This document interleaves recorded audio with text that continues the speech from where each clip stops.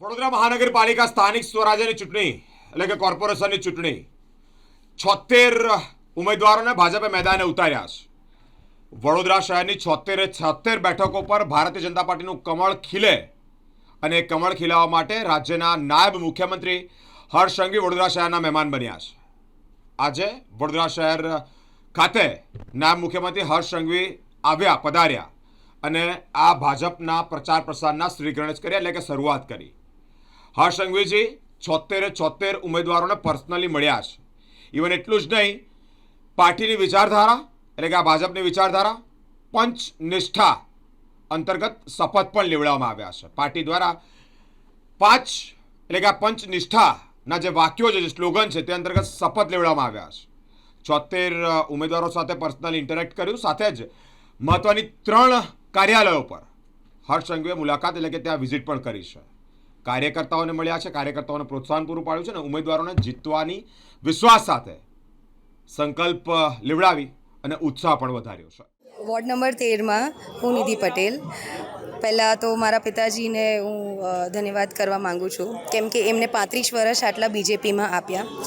અને જે આપણા પ્રદેશ પ્રમુખ છે, આપણા શહેર પ્રમુખને હું આભાર વ્યક્ત કરવા માગું છું. આપણા સાંસદ શ્રીને હું એમનો આભાર વ્યક્ત કરવા માગું છું કે એમની આટલી પેશન, મારા પપ્પાનું આટલું પેશન જોઈને મને કશે ને કશે ટિકિટ આપી છે.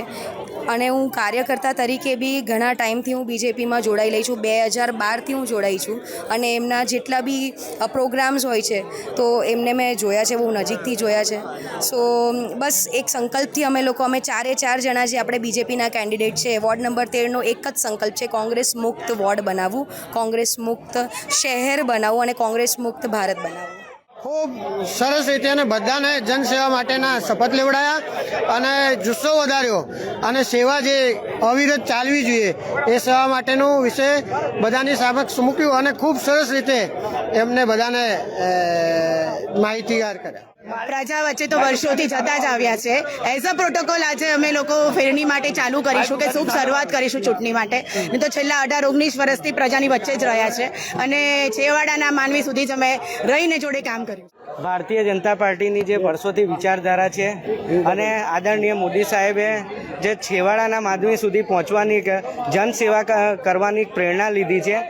આજે હર્ષભાઈ સંઘવી દ્વારા જે અમનાર 76 ઉમેદવારોને જનસેવાનો જે સંકલ્પ લેવડાયો છે, એ સંકલ્પ સાથે અમે વોર્ડ નંબર 13ની જ્યારે મારા પોતાના વિસ્તારની વાત કરીએ તો છેલ્લા 25 વર્ષથી હું પોતે જનસેવા સાથે મોદી સાહેબની જે પ્રેરણા છે જનસેવા સુધી પહોંચે, ભારતીય જનતા પાર્ટીની વિચારધારા સુધી છેલ્લા 15 આજે 3 વર્ષથી વોર્ડ નંબર 13માં ભારતીય જનતા પાર્ટીનું એક કમળ ઓછું પડે છે. આ વખતે સંકલ્પ લીધો છે કે વોર્ડ નંબર 13માં છેવાડાના માનવી સુધી જે પહોંચવાનો જે સંકલ્પ જે છેલ્લા 25 વર્ષથી અમે કરીએ છીએ, આ વખતે 4 પેનલ જીતાડી અને 4 કમળ લઈ અને ભારતીય જનતા પાર્ટીની જે કલ્પના છે જે પરિપૂર્ણ છેલ્લા 3 ટર્મથી એના માટે સાકાર કરીશું અને લોકોના આશીર્વાદ થકી 28 તારીખે 4 પેનલ સાથે જંગી બહુમતીથી વિજય થશે. સંકલ્પ છે 4 કમળ ખીલે અને જનસેવા એ જ પ્રભુ સેવા છે. આ જે અત્યારે સંકલ્પ લીધો છે અમારો, ફક્ત એકને એક જ અમારો સંકલ્પ રહેશે કે પ્રજાની વચ્ચે જઈને પ્રજા અને ઈશ્વરની વચ્ચે અમે નિમિત્ત બનીશું. જનસેવા એ પ્રભુ સેવા એ અમારો સંકલ્પ રહેશે.